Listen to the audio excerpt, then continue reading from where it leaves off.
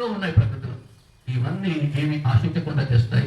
అవన్నీ పరమాత్మ యొక్క సందేశాన్ని అందుకొని ఆ మార్గంలో ఉన్నాయి.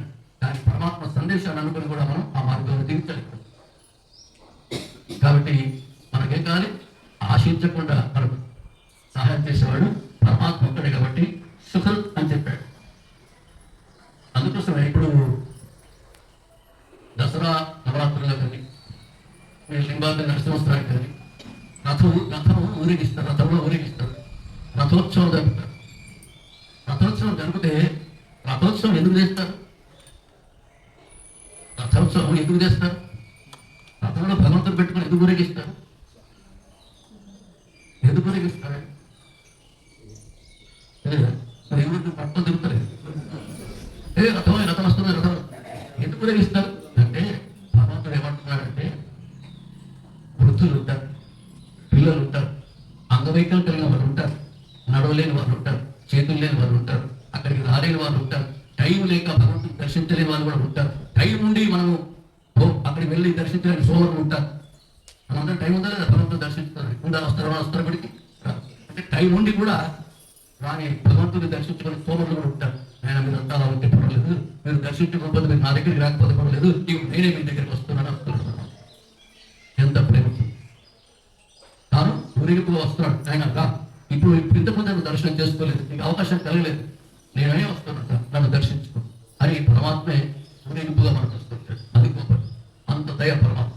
నువ్వు రాలేకపోతే నేనే నీ దగ్గరికి వస్తాను. అప్పుడు ఏం చేయాలి? మనం వచ్చినప్పుడు ఏం చేయాలి? హారతులు ఇచ్చి పరమాత్మను ఎదుర్కోవాలి. ఆయన మనం కాబట్టి ఇప్పుడు మనం ఏం చేస్తాం? అది ఏ రాత్రో వస్తుంది. ఏ రాత్రి వస్తే ఏం చేస్తారు? తను పెట్టుకుని పక్కన అది దొరుకుతాయి దాని వాడు. కాబట్టి ఇంత దయ కలిగిన వాడు కాబట్టి అతని సుఖం అని చెప్పబడ్డాడు. ఎవరన్నా చేస్తారు సహాయం? ఎవరు? కాబట్టి పరమాత్మ ఒక్కడే నీ నుండి ఏమి ఆశించకుండా సహాయం చేస్తాడు. నెక్స్ట్, ప్రభవ ప్రళయ స్థానం. ప్రభవ అంటే సృష్టి, ప్రళయం అంటే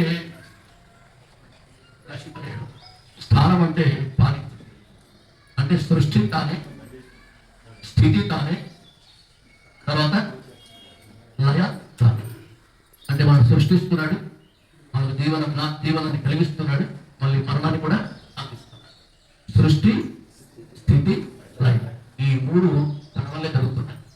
మనందరం సృష్టింపబడ్డామంటే పరమాత్మ నుండే సృష్టింపబడ్డాం. మనం జీవిస్తున్నామంటే పరమాత్మ ప్రభువులు మనం జీవిస్తున్నాం. మనం మరణిస్తున్నామంటే పరమాత్మ యొక్క అనుజ్ఞ వల్లే మనం మరణిస్తున్నాం. కాబట్టి ప్రతి జీవి పుట్టడానికి, తాను జీవించడానికి, తాను మరణించడానికి కారణమైన వాడు నేనే. సృష్టి, స్థితి, లయకర్తని చెప్తున్నాడు. ఇప్పుడు మీకు ఎగ్జాంపుల్ చెప్తాను. సముద్రంలో అలలు ఉంటాయి. అవి ఎక్కడ పుట్టాయి? ఎక్కడ పుట్టాయి?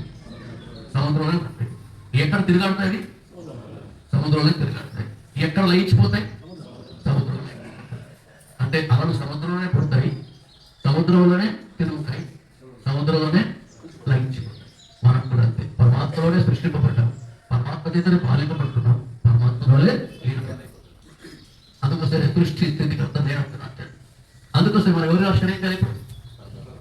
ఎందుకంటే అహం సర్వస్య ప్రభవ మత్త సర్వం ప్రవర్తతే. నెక్స్ట్ దేవుడు చెప్తాడు, ఈ సృష్టి అంతా నాలుంటే జరిగింది, నాలుంటే ఈ లోకంలో అంతా సృష్టించాను, ఈ సృష్టికి కారణమైన వాడిని నేను.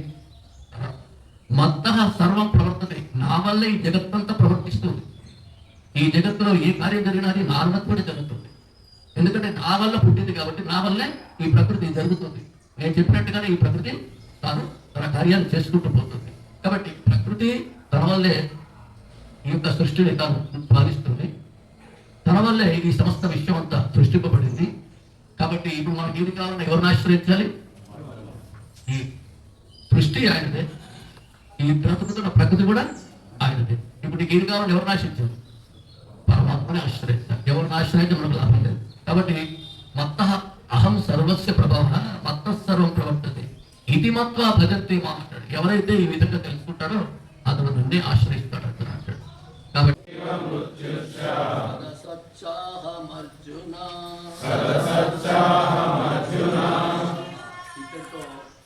ఈ శ్లోకంతో మనకు అమృతత్వాన్ని ప్రసాదించేవాడు కాబట్టి నేనే అమృతాన్ని. నెక్స్ట్ అమృతం మృత్యు కూడా తానే. మృత్యువు తానే, మృత్యుంజయుడు తానే. మృత్యువు తానే ఉన్నాడు. మృత్యుని తెలిసిన వాడు కూడా,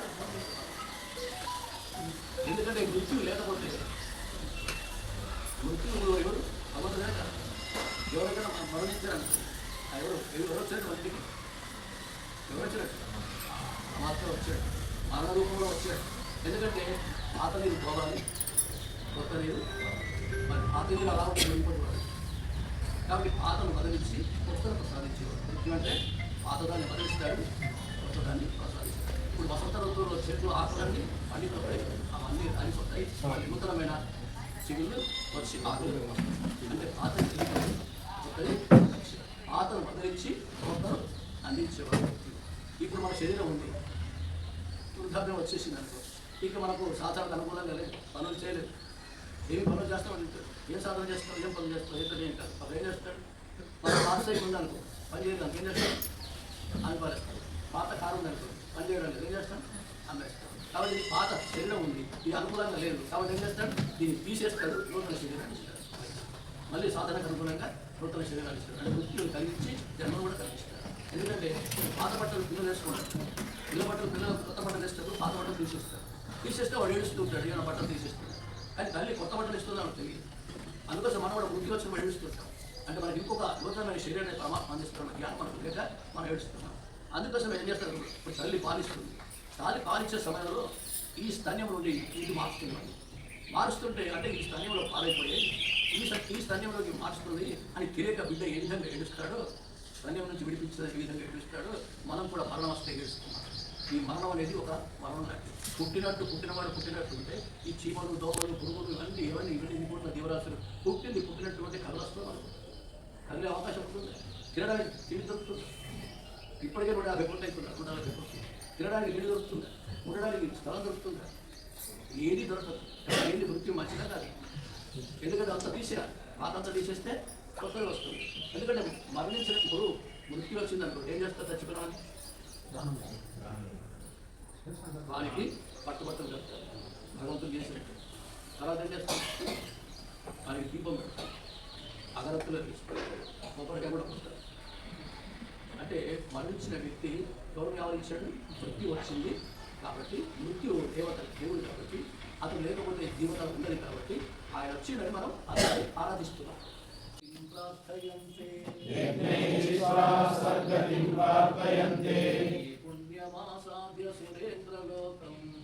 పుణ్యమాసాద్య సురేంద్రలోకం కృష్ణంతి దివ్యాం దివి దేవభోగాన్. త్రైవిద్యులంటే లోకం విశంతి ఏవం త్రయీ ధర్మమను ప్రపన్నాః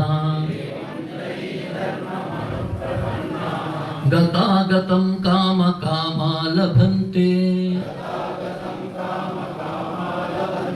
విశాలమైన స్వర్గలోకానికి వెళ్ళి భోగాలు అనుభవిస్తారు. పుణ్యం చేసుకున్న వాళ్ళ దగ్గరికి పోతారు.